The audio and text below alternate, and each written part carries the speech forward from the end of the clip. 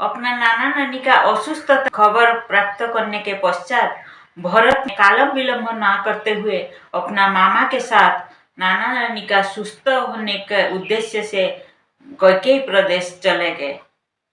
वहां पर पहुंचने के पश्चात अपना नाना नानी का स्वास्थ्य में थोड़ा सा उन्नति परिलक्षित हुआ। भरत उनका सुस्थ होने के लिए अपेक्षा करते रहे। इसी समय अंतराल में अयोध्या नगरी में सारे प्रजा को अनुमोदन क्रमे रामचंद्र को युवराज के रूप में अधिष्ठित कराने के लिए राजा दशरथ गुरु वशिष्ठ और मंत्री परिषद के साथ परामर्श करके स्थिर कर लिए थे।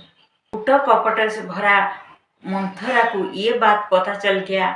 उन्होंने कैकेयी के मन में कुमंत्रणा भर दिए, जिसके कारण से कैकेयी रामचंद्र को 14 वर्ष के लिए वनवास भेज दिए और अयोध्या राज सिंहासन भरत के लिए संरक्षित करके रख दिए। राजा दशरथ के माथा में वज्र पड़ने लगा। उन्होंने ये बात को सहन नहीं कर पाए।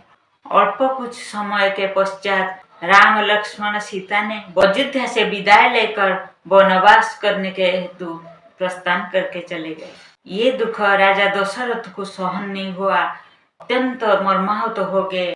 इसी दुख के कारण से उनको मृत्यु के शय्या में सोना पड़ा।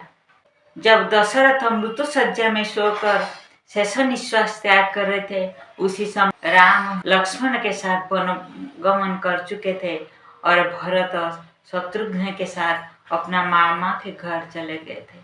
4 पुत्र का पिता होने के पश्चात भी मृत्यु के समय एक भी पुत्र उनके पास नहीं रहे। पुत्र वियोग और दुख से अत्यंत मर्माहत होकर दशरथ ने प्राण त्याग कर दिए। जब भरत अपना मामा घर से अयोध्या लौट रहे थे, उसी समय भरत ने देखे सारा अयोध्यावासी अश्रु भरा नयन में मौनता अवलंबन किए हुए, किसी के मुंह से एक भी शब्द नहीं आ रहा है। समस्त अयोध्यावासी निर्विकार नीरव अश्रु भरा लोचन में खड़े हुए। ये दृश्य देखने के पश्चात जब भरत समस्त वृत्तांत कैकेयी से सुनने के पश्चात अपने आप को दोषी समझने लगे। जो भरत राम के आदर्श से परिचालित होकर का करुणा वंदना कर, वो भरत आज कैकेयी को नफरत करने लगे। राजा दशरथ का अंतिम संस्कार का समस्त कार्यक्रम समाप्त हो गया। उसके पश्चात भरत ने शेष सिद्धांत में पहुंच गए। ये अयोध्या का राज सिंहासन ज्येष्ठ भ्राता रामचंद्र का ही अधिकार है। अपना प्रिय ज्येष्ठ भ्राता का ये अधिकार को नहीं छीन सकता।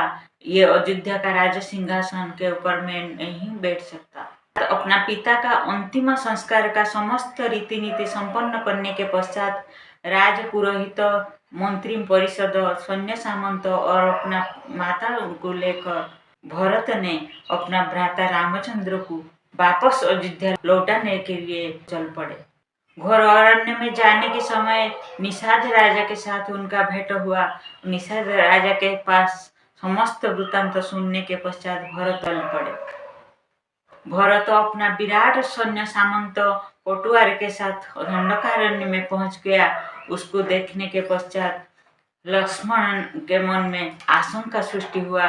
उन्होंने सोचा शायद भरत हमको क्षति पहुंचाने के लिए सैन्य सामंत के साथ वनगमन कर रहे।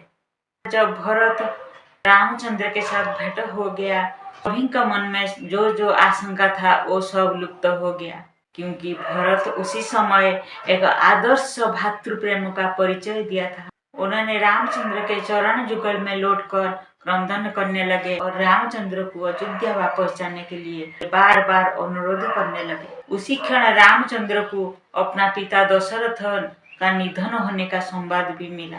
भरत ने बार बार रामचंद्र को अनुरोध किए, हे ज्येष्ठ भ्राता, अयोध्या का राज सिंहासन आपके लिए अपेक्षा कर रहा है। आप मेरे साथ अयोध्या लौट कर चलिए। अयोध्या का राज सिंहासन आपका है, वो आपके लिए सदा ही रहेगा। आपके बिना अभी अयोध्या का राज सिंहासन शून्य हो गया। आप तो मेरे साथ चलिए, आपको लेने के लिए यहाँ आए हूँ। भरत का आकुल निवेदन को सुनते हुए रामचंद्र ने भरत को समझाया, है भरत, यदि पिता के द्वारा दिया हुआ वचन को मैं विमुख हो जाऊं तभी संसार में वचन का कोई मूल्य नहीं रहेगा, वचन का कोई धर्म नहीं रहेगा। इस संसार में वचन एक खिलौना जैसा हो जाएगा, जिसका टूटने के कारण से किसी को कभी दुख नहीं पहुंचेगा। इसीलिए मैं पिता का दिया हुआ वचन से कभी विमुख नहीं हो पाऊंगा। पिता का दिया हुआ वचन को झूठा होने नहीं दूंगा, उसको मैं सत्य रूपे परिचित कराऊंगा। तभी भरत ने रामचंद्र को बोला, हे ज्येष्ठ भ्राता, न्याय तो बोलता है अयोध्या का राज सिंहासन के ऊपर आपका अधिकार। आप मेरे साथ वापस चलिए और अयोध्या का राज सिंहासन के ऊपर विराजित होकर राज्य शासन कीजिए। तभी रामचंद्र ने भरत को पूछे, हे अनुज, तुमने बोलो, यदि पिता का दिया हुआ वचन से विमुख होकर चले जाऊं, क्या ये सही होगा? तभी भरत ने बोले, हे भ्राता, आप मुझे धर्म संकट में डाल दिए। धर्म तो कहता है पिता का वचन को पालन करके उनका सत्य रक्षा करना चाहिए, किंतु न्याय तो कहता है अयोध्या का राज सिंहासन के ऊपर आपका पूर्ण अधिकार। अयोध्या का राज सिंहासन के ऊपर विराजमान होकर अयोध्या का राजा बन जाइए। तभी रामचंद्र ने भरत को समझाए, हे भरत, जो न्याय धर्म के ऊपर आधारित तो नहीं होगा, वो न्याय नहीं होगा। धर्म और न्याय एक दूसरे के साथ समभावे चलना चाहिए। जो न्याय धर्म के ऊपर आधारित तो नहीं हो, न्याय को न्याय नहीं बोला जाता।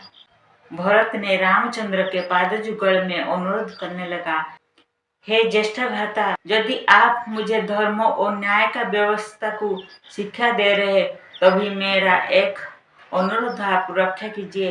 आपका पादुका जुगल मेरे को प्रदान कीजिए। उसी पादुका को मैं अयोध्या का राज सिंहासन के ऊपर विराजित करके आपका प्रतिनिधित्व करूँगा। अयोध्या का राज सिंहासन के ऊपर आपका चरण जुगल प्रतिष्ठित होगा।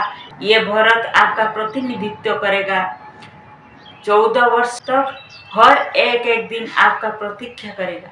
जब 14 वर्ष पूर्ण हो जाएगा, उसके पश्चात यदि एक क्षण आप विलंब करोगे, तभी ये भरत प्राण त्याग कर देगा। भरत ने अश्रु भरा नयन से रामचंद्र के पादयुगल में विनती करने लगा। रामचंद्र ने अपना पादयुगल से पादुका भरत को प्रदान कर दिए। उसी पादुका को भरत अपना मस्तक के ऊपर धारण करते हुए अश्रु भरा नयन से भ्राता राम, लक्ष्मण और सीता से विदाई लेकर अयोध्या नगर वापस आए। राज सिंहासन के ऊपर रामचंद्र का चरण पादुका को विराजमान करके अयोध्या का राज सिंहासन समस्त उत्तरदायित्व शत्रुघ्न को देकर उन्होंने स्वयं को एक वनवासी के रूप में सुसज्जित करके अयोध्या से अनति दूर में नंदीग्राम जाकर अपने आप को एक सन्यासी भाव जीवन यापन किए थे। इसी अध्याय में हमको क्या शिक्षा मिलता है? राम भरत जैसा निस्वार्थ पर भातृ प्रेम, जिसके हाथ में अयोध्या का राज सिंहासन होते हुए भी वो उसको त्याग करके अपना ज्येष्ठ भ्राता का अनुसरण करते हुए स्वयं को एक वनवासी जीवन यापन करने लगे। इसी प्रकार निस्वार्थ पर भातृ प्रेम रामायण में ही दिखने को मिलता है।